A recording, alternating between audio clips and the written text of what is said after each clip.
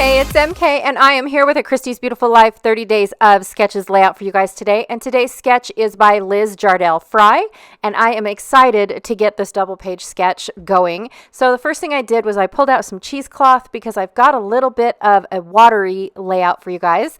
I also pulled out some Simple Stories Vintage Seas elements. This is the sticker book. I pulled that out for the tiny word stickers and maybe possibly a couple of these tabs. I'm not really sure. And a label or two, but I'm not really sure.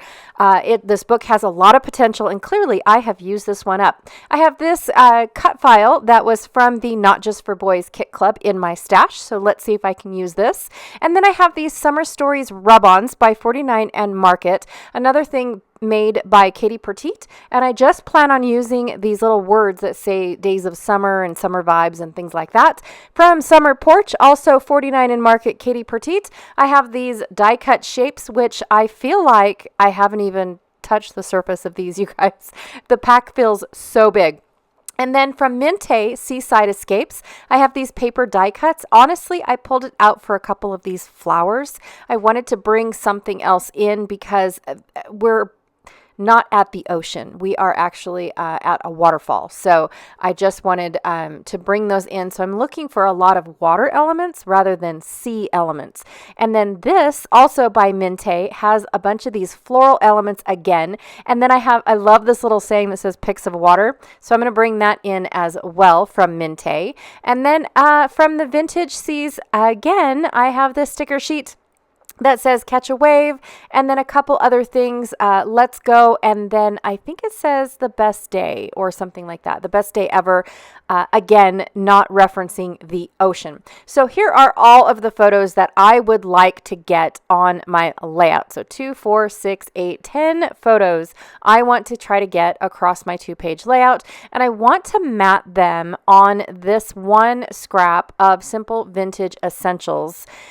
It's from the this paper is Then and Now. It's bingo on one side and then this really cool dusty brown or bag brown on the other side. I also have a few other scraps. This silvery paper here, I have no idea, but it kind of looks like Tim Holtz's metallic paper or metal paper. This is from Cocoa Vanilla. It was from the Great Escape collection. And then this was Simple Stories, the Simple Vintage Seas collection. I keep calling it coastal. It's not coastal. And again, it's the same collection as the sticker book. And then I have 2 of the Vintage Seas Reads as a Solid papers. And I don't know if I am going to use the red side or the white side. Just depends on how much color I actually have to bring out. I think I'm leaning more towards the white because then my rub-ons will show up a little bit better if I end up using them. All right, so I cut off the branding strip, cut my stripes in half, well, at least as in half as accurately as I possibly can with my trimmers. And then I'm going to rip this one piece of wood grain from Cocoa Vanilla again in half, so that way I can take my supplies and stretch them across a 2-page layout.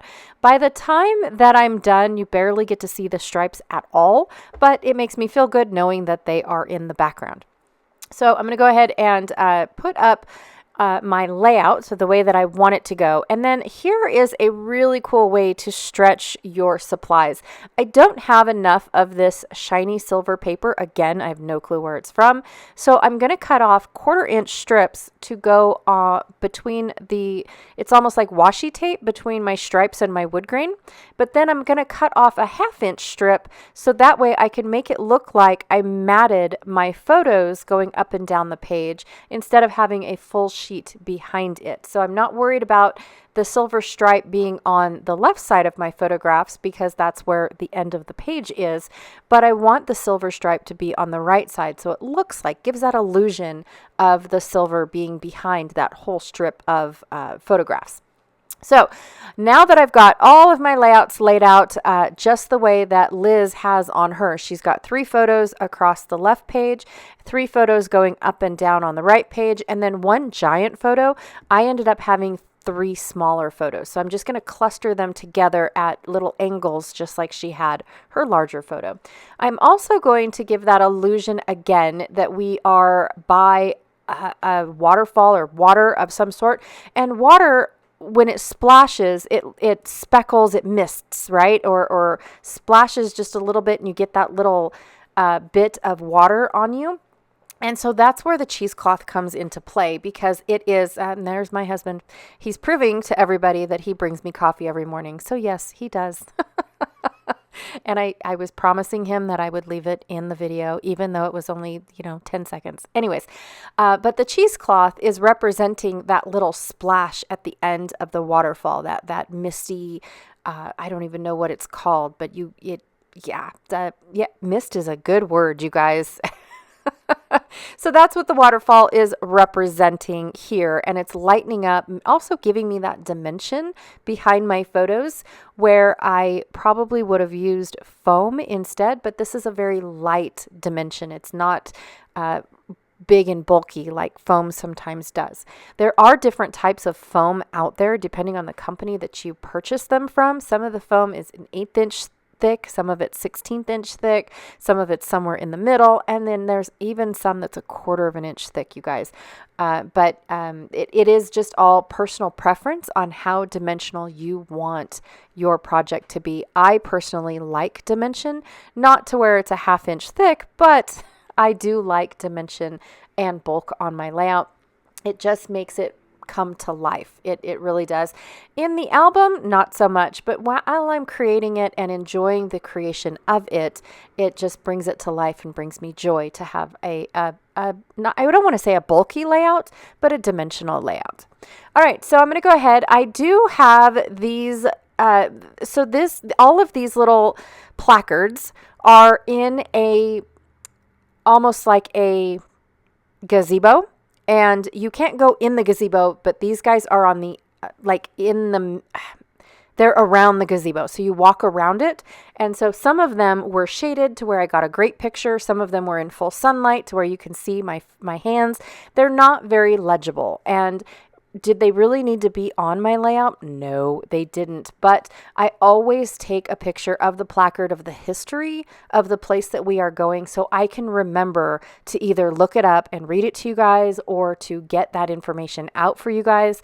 But for this one, because it is so illegible, I was actually going to take it and read it, put it on a QR code, and then I have a large label that I found inside my one of my embellishment embellishment packs that I'm going to put the QR code on. I also have had a viewer mention that QR codes may or may not be present in the future. And I get that. I understand that completely. Right now, they are becoming huge investments in the future. People are putting them on their business cards so that way they don't have to make it so wordy. They can put so much information on a QR code that you cannot on a 2x3 business card. And so I really wanted to write down the history of the Shoshone Falls and all that good stuff. But it's a lot of information. I mean, it took, 6 placards just for the park to tell you that information. Of course, it goes all the way back to as far as they know the history, right? With the Indians and all that good stuff. But I wanted to share all that, so I thought that the best thing for me to do was to make a QR code. Have I done it yet? No. But that is my intention, is to share this illegible portion with my viewers of my scrapbook layout with the QR code on my giant. It's a giant tag for a code, but it's not enough for me to actually write all of this information. I could possibly write all that information on the back side in a white gel pen if the gel pens work, because it is red on the other side. So that way, if the QR code does happen to go away in the future and somebody wants to read it after I'm long and gone, then it would still be there if somebody knew to pull the page out and actually look that there's writing in the back. So it all depends. It's personal preference, in all honesty. But right now, I love using QR codes. They're so easy to make, so easy to use, and you can print them at any size. I've printed them at full 4x6 size. I've printed them all the way down to 1x1. And they still work. I've even seen them down to 1/2 inch size, and they still work as long as your camera reads QR codes and does the whole linky thingy. Okay, so Another thing about cheesecake is you do have to use some sort of stronger adhesive than just your tape runners. So I am using tear and tape. I try to let you guys know when I switch up adhesives, because there are a lot of different elements that I put on the page that require different adhesives, such as cheesecloth. Cheesecloth to me is very porous and needs a stronger adhesive than what comes on my tape rolls. And so I choose to use tear and tape. I also use glue dots in my stash for certain things, metals, plastics, things like that. I also have liquid glue when I want to use something and keep it on my layout forever and ever. Not that these guys aren't going to stay on there forever and ever, but liquid glue seems to be the strongest hold. Could I use liquid glue for everything? Absolutely. I definitely could use liquid glue to put this whole layout together, but that would be very, very expensive. I choose all my different glues so that way it's the least amount of expense for me to keep up with my hobby. Another thing too is that I also use a hot glue gun depending on what I'm putting down. Bulkier ribbons, I don't want to wait for the wet glue to dry, so I use a hot glue gun. And then the last thing, of course, is my tape runner. So I like my tape runner very much and try to use that as much as possible, just so that way, because it is the cheapest possible. I get 180 feet on my pink glue gun for, used to be $1.10, now I think it's up to $1.25. So that to me is the cheapest way to start your scrapbooking. Anyways, there's my little spiel. All right, so I decided instead of putting the title up at the top like Liz has in her sketch, I'm going to move it down in the bottom because my H is super tall and it would have went all the way up to the top, and I wasn't really liking that. But I had a lot of dead space in my photos down at the bottom, and I'm actually going to have I think it's a 3-part. I think it's going to end up being 3 parts. So I have Summer Sunshine Memories. Even though it's kind of a stretch to read Summer Sunshine Memories, but that is what I found, the word summer, sunshine, and memories. And it all just came together. It sounds good to me. It makes sense to me. The word summer just fits on top of that little curly Q on top of the H really, really well. I just liked how it all looked together. Plus, it represents all 3 of the colors that I'm trying to bring into this layout. Even though my photos don't have any red in them whatsoever, they do have a lot of blue. They do have a lot of white. And then, of course, the green is represented in the floral clusters. That's why I wanted to bring some of these flowers in so I could bring in some of the green. Now, for these rub-ons, I am not going to rub them on entirely. I want the rub-ons to look like they are just illegible words in the background, if that makes sense. So I am not going to do a very good job. There's my little label that I found. It does have lines on it, but I'm going to stick the QR code on it, not during the video, but soon, I promise. It will have a QR code, not in any of the pictures either. I also pulled out all 3 colors of these tabs. I don't know if I'm going to end up using them, but it is an option. I wanted to make sure that I had all 3 colors represented when I started picking. And then, of course, 49 Market likes to put in these buttons. They're either button hearts or actual button-looking cardstock.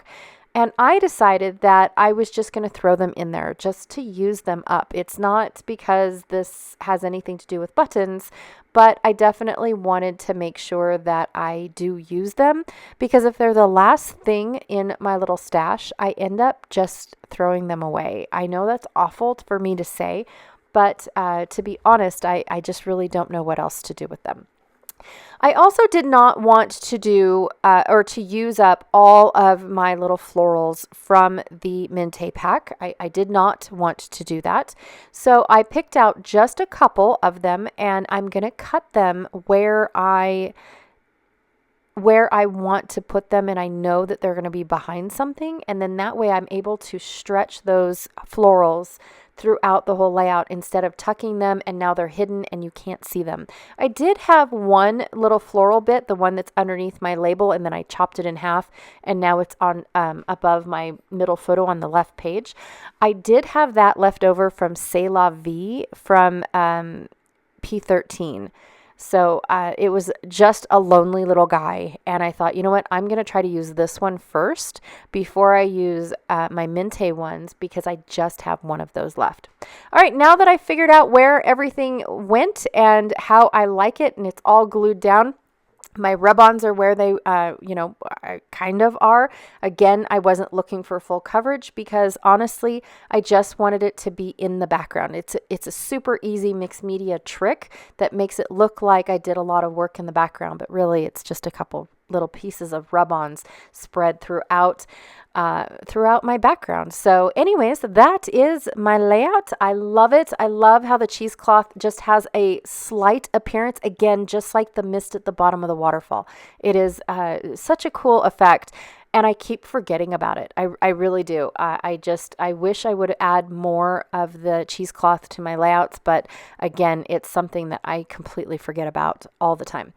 So anyways, again, thank you so much for hanging out with me today. I really, truly appreciate it. Don't forget to check out Christy's Beautiful Life 30 Days of Sketches. I have a couple links down below. I have a link for the playlist for those of us playing along on YouTube. And then I also have a link to her Facebook group. Actually, I think I have two links. One to her Facebook group so you can check out all of the series, because we're on series 19, which means there's 18 other 30 Days of Sketches series for you guys to go catch up on. And then I have a link to the album itself. So when you go and click on a sketch and then click in the comments, you'll see everybody else's interpretation of that sketch, which I think is awesome. Liz, thank you so much for such a great sketch. I really enjoyed playing with it and enjoying it, and it was just so fun. All right, you guys, again, thank you so much for hanging out with me today. I will check you guys all later. Bye.